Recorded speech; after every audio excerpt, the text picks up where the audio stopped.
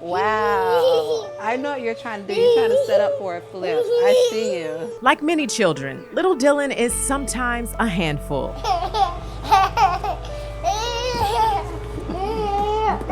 But he is the center of Victoria Vassar's world. Can we get righty? Up high. Good job. Down low. In the middle. Too slow. Good job, righty. Good job. And now, how he came into this world You better push. Push, Tori, is the center of a state investigation. Tori, you better push. I'm pushing. When the head comes out and the body doesn't follow, they know that you're not supposed to push anymore.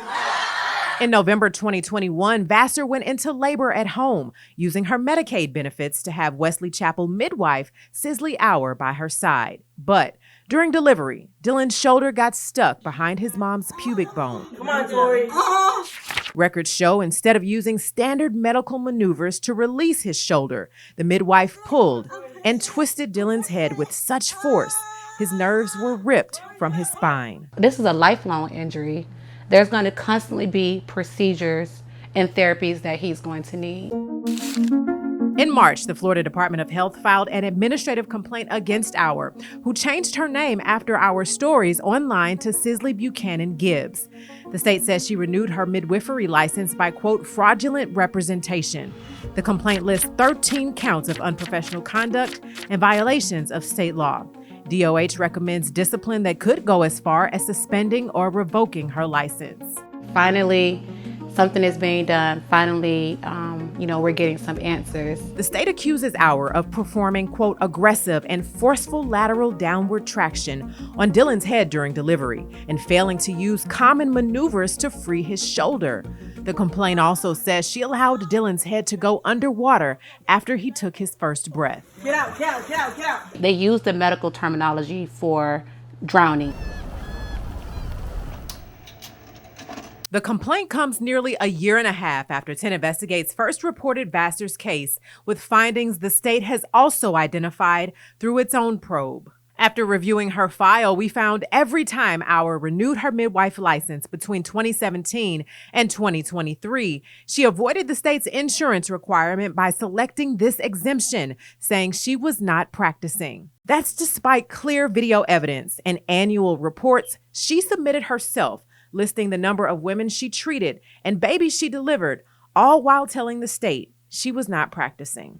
The state approved her renewal each time. How can you guys pay her, through Medicaid and not know that she's delivering babies? According to the complaint, she also failed to keep basic records like names, addresses, and phone numbers, or even a record of Dylan's certificate of live birth. Maybe if you'd be willing to do an interview with us. Hour initially agreed to speak with us for our first report, but ghosted us when we tried to follow through. Hi, Sisley. This is Emerald Morrow. We wanted to see if you were able or willing to give us some comment. She still hasn't answered any of our calls or returned our emails about Dylan or other pressing concerns.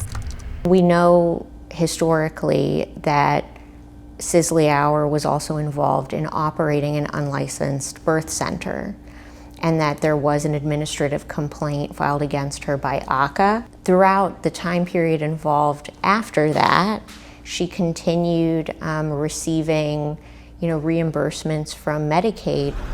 Records show the agency fined her $33,000 in 2015, money the state says she still hasn't paid.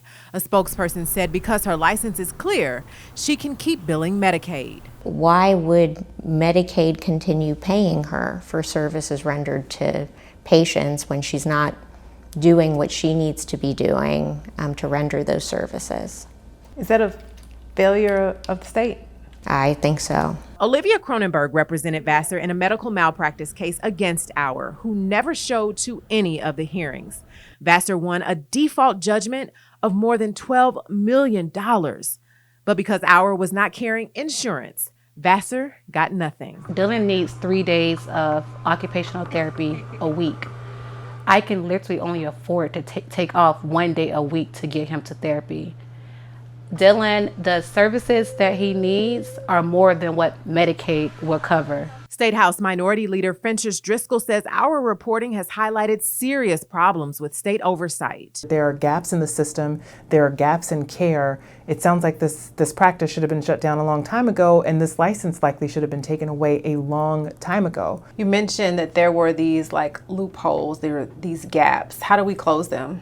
Well, it might take a legislative solution. If the state agencies are failing to act, we need to look at this. We need to look at that form that allows a midwife to just simply check a box and say that they're not practicing in Florida to avoid the insurance requirement. Hospital administrators are also taking action. Baycare Health has revoked all of ours privileges. But with a clear license, some worry moms and babies are still in danger if the state doesn't act soon. What is it really going to take to revoke her license, to suspend her license? Is it going to take somebody dying? There are lives at stake.